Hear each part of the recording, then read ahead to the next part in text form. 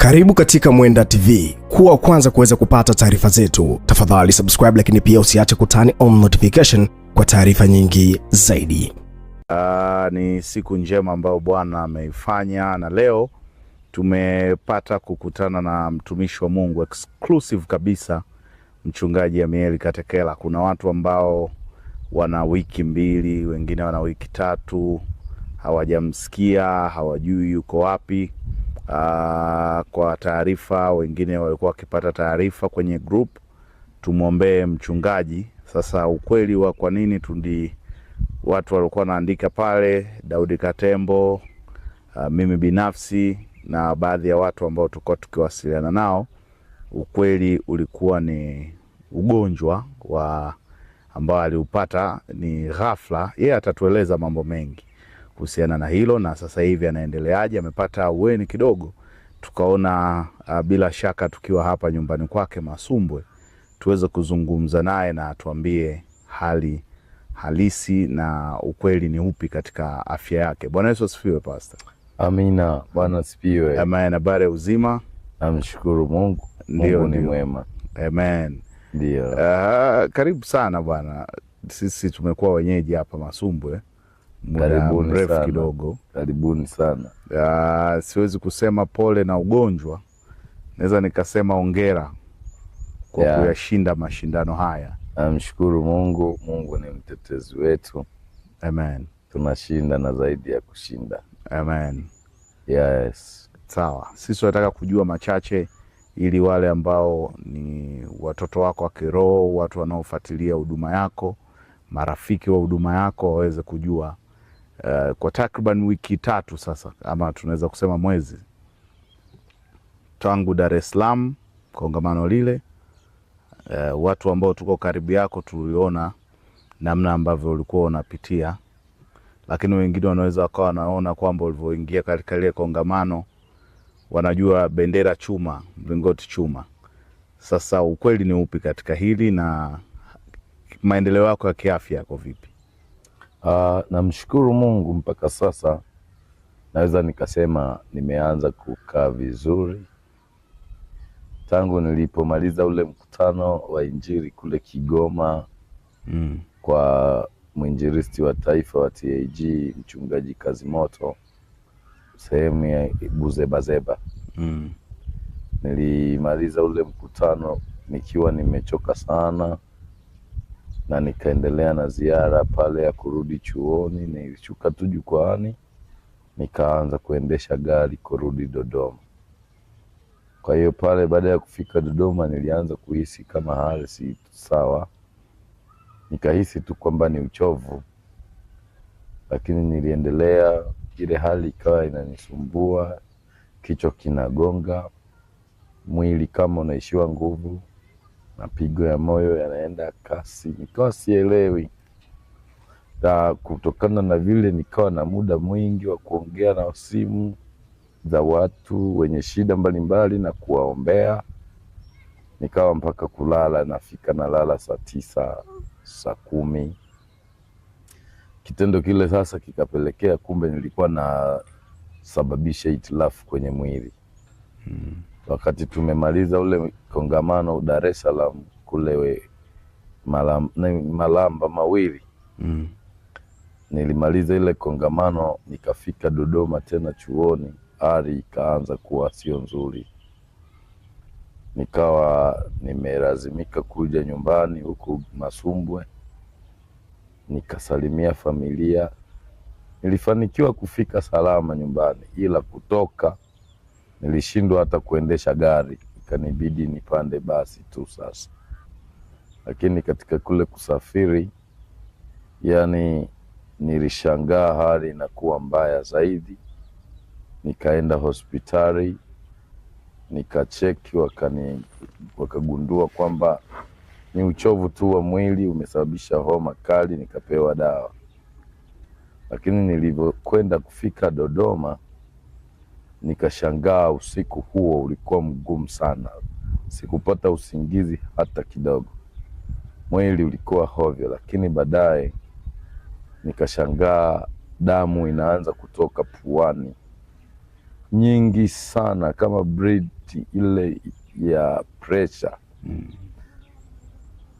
Pale nilijaribu kuinuka huku nikikemea, nikajikuta naishiwa nguvu, kichwa kinagonga, nikadondoka. Hasa kwa sababu eneo ninaishi pale Dodoma, niko chuoni, lakini kwenye chumba changu naishi mwenyewe kwa ajili ya usalama. Nikajaribu kupigia simu rafiki zangu, wakaja kunisaidia, nikapelekwa hospitali inaitwa Morning Glory, ndo nikapimwa pale, nikalazwa. Kwa hiyo baada ya kuwa nimetibiwa pale, ikagundulika walipopima wao, nilikuja kuambiwa tu sasa baada ya kupata nafuu, walikuta pressure imepanda, iko 245 kwa 188.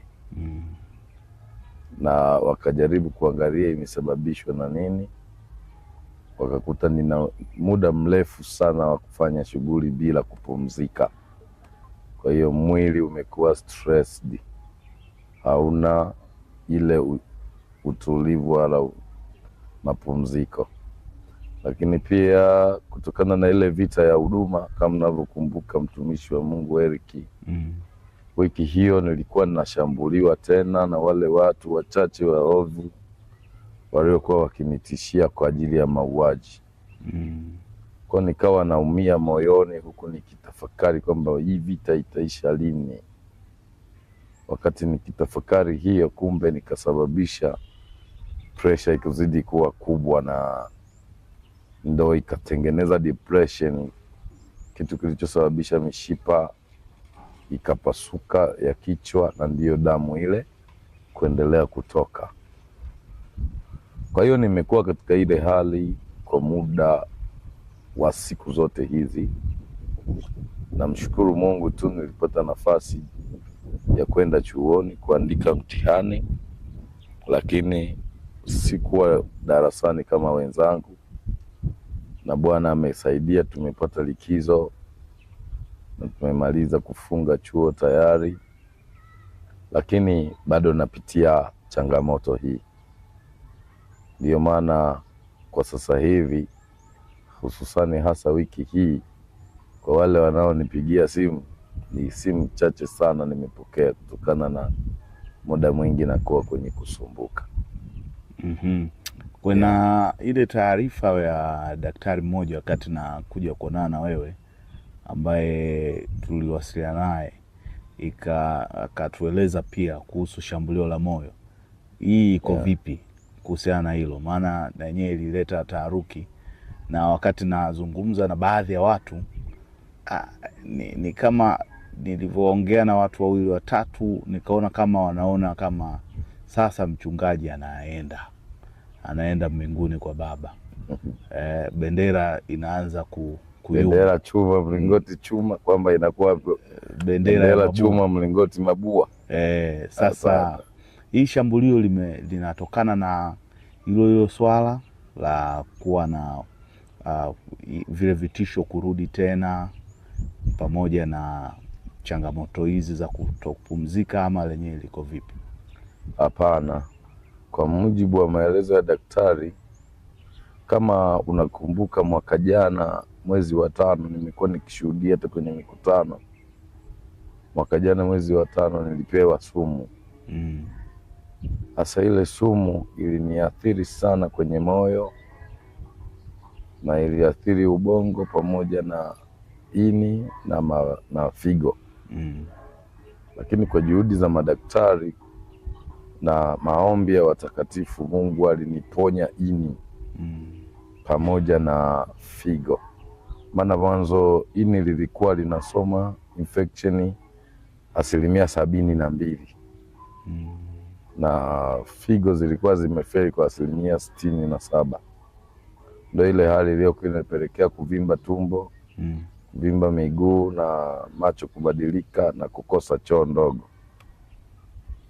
Lakini maombi ya watakatifu, wanafunzi, wachungaji, rafiki, baada ya kuomba sana, walishangaa hata wale madaktari wa pale walivyokuja kupima ini wakakuta Mungu ameniponya kutoka 72% ikarudi mpaka 23%.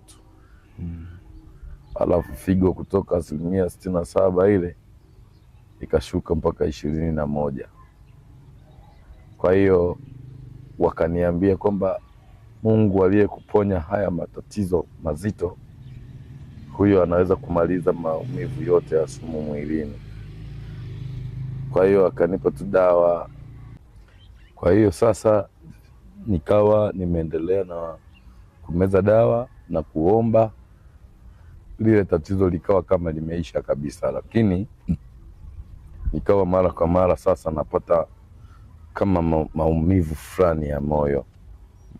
Mara wakati mwingine napigwa kama shoti au kama ganzi. Wakati mwingine nikifanya huduma ya Injili nikahubiri sana, ile ilikuwa inashituka. Kama unakumbuka hata wakati tumeenda Msumbiji, nilifanya ule mkutano pale Mweda, kuna ikanichenjia sana, nikalazimika kwenda kulala. Kwa ilikuwa inaendelea. Sasa baadaye tulivyofika hospitali, wale madaktari walivyopima wakasema kuna uchafu wa mabaki ya sumu ambao uligandiana kwenye mirija ya damu, ambayo ndio inasababisha damu kutokusafiri vile inavyotakiwa, kitu ambacho kinaweza kikaja kikasababisha madhara makubwa kwenye moyo kama nisipopatiwa matibabu mazuri. Kwa hilo ni tatizo ambalo hata sasa bado hatujalishughulikia sasa, kutokana na kwamba muda tulikuwa tunadhibiti kwanza hii changamoto ya pressure na depression ili kujua, ndio baadaye sasa washughulikie hilo tatizo la moyo. Lakini mpaka sasa namshukuru Mungu. Amen. Bendera chuma, mlingoti chuma. Amen. Hakuna kufa, bado tuna kazi kubwa ya Mungu. Hata kama yametokea haya ni mapito tu, lakini Yesu bado ni Mungu na Mungu bado anaokoa. Aliyeniponya sumu zile na mambo yote, alafu hii ni ajali tu kwenye Injili, bado nina kazi kubwa ya Mungu, sijafa moyo. Amen. Kwa hiyo nawatia moyo watu wa Mungu, niombee kwa Bwana. Ninajua ni kipindi tu ambacho watakatifu lazima tupitie, lakini hatufi. Tena usikate tamaa, Injili bado inaendelea. Amen. Amen. Sawa. Zipo gharama Pastor, gharama kubwa ambazo zinatumika, na bado madaktari wanazungumza kwa habari pia ya kuweza kuona namna gani ya kuondoa ule uchafu uliobaki wa sumu. Kuna baadhi ya watu ambao nilipokuwa nikiwashirikisha wakasema hapana, tunahitaji tufanye jambo, lakini mimi mwenyewe nikasema hapana, sijapata ridhaa ya familia, hatujapata ridhaa ya mchungaji mwenyewe, si vyema kuweza kusema kwamba unaweza ukasupport vipi. Kama wao wakiguswa, basi wewe utasupport unavyoweza. Sasa turudi kwako pia. Naamini kuna watu ambao wana mapenzi mema na huduma, wanatamani kufanya jambo lolote, wanaruhusiwa kuweza kutoa sadaka zao kwa ajili ya matibabu, kwa ajili ya kusupport afya yako pamoja na mambo mengine ya kifamilia, kwa sababu umesimama kihuduma na huko nyumbani. Sasa inawezekana, na kama ipo, wanaweza kupata namba gani ambayo ni maalum kwa ajili hiyo? Ni kweli mwanzo nilizungumza usiwaambie watu sana kwa habari hiyo, kwa sababu moja, tulikuwa bado tunasubiri maelekezo ya daktari, na tunashukuru kwamba kuna wengine baadhi ambao walifika hospitali wakalipia baadhi ya kosti, na Mungu awabariki sana watumishi. Siwezi kuwataja wote, ila Mungu awabariki. Amen. Na kwa kweli kwa namna fulani Mungu ametusaidia, Ni muda sasa, ni muda, sio siri, zaidi ya wiki hizi kadhaa, karibu sijui mwezi na siku ngapi, nimekuwa nikipitia struggling hii. Kwa hiyo familia ikoje sijui. Yani nikisema nianze kufikiria nyumbani kwangu kukoje na nini, naweza nikasababisha tatizo jingine tena. Lakini nimeyumba, sio siri, kiuchumi, sababu nilisacrifice maisha yangu kwa ajili ya Injili na kwa ajili ya watu wa Mungu. Kwa hiyo Bwana akikubariki kwa ajili ya kutia moyo familia ya Mchungaji Katekela au matibabu yanayoendelea, siwezi nikakwambia ni shilingi ngapi kwa sababu daktari hajanieleza, ila ameniambia tu kwamba tuombe Mungu aponye. Likishaisha tatizo lililogundulika kwanza kuwa ni hatari, tutaendelea kushughulikia na hilo jingine. Kwa hiyo kwa kuwa sijui kosti ni shilingi ngapi, ila niseme tu kwamba vile Bwana atakavyo kubariki, karibu sana na ubarikiwe sana. Amen. Yeah. Na namba unaweza kuitaja pengine? Yani namba ni zile zile ambazo huwa ninazitaja kwa ajili ya huduma. Kuna mwingine ambaye ni mpya, ni mgeni, anaweza kawa ajui, mwingine amesahau, unaweza kuwakumbusha tu. Kuna ile ya 0756 275511 alama ya kujumlisha 255 756 275511. Majina ya usajili ni yale yale ya mke wangu, Ana Justus Nditie. Lakini pia kuna nyingine ya Vodacom 0767 265511, alama ya kujumlisha 255 767 265511. Hii imesajiliwa kwa majina ya Adriel Yaredi Katekela. Na kwa wale wanaotumia Western Union na MoneyGram na kadhalika, wale walio kwenye mataifa ya mbali huko, huwa natumia majina yangu kamili. Nafikiri utanisaidia kuandika hapo. Amieli Yaredi Katekela. Ni hayo. Mungu wa mbinguni awabariki.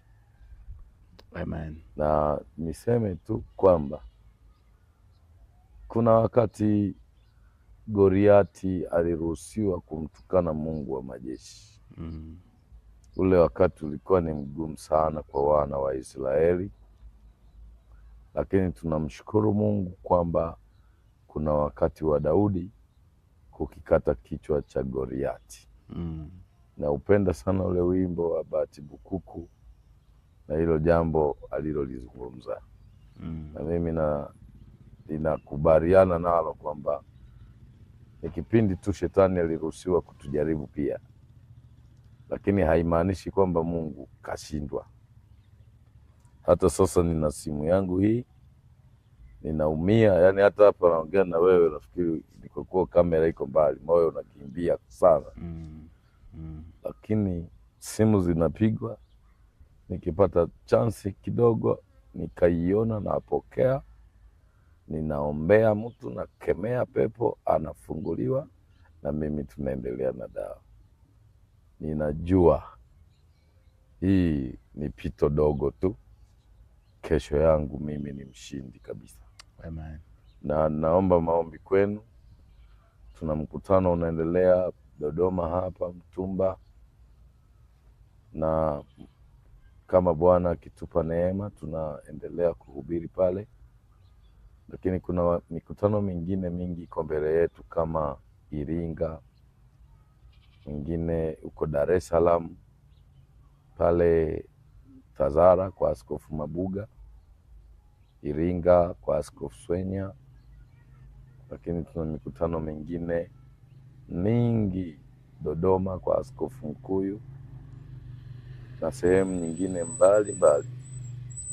Ninaamini hata kama nitakuwa kwenye machela nitahubiri hiyo mikutano. Amen. Niombee kwa Bwana anisimamishe imara salama. Amen. Bwana awabariki. Amen. Mungu akubariki sana. Asante kwa muda wako. Hiyo ilikuwa ni muda ambao ungeweza kuwa umetulia, umepata kupumzika, lakini angalau umesema na watu wa Mungu hawa, na Mungu akubariki. Amen. Amen.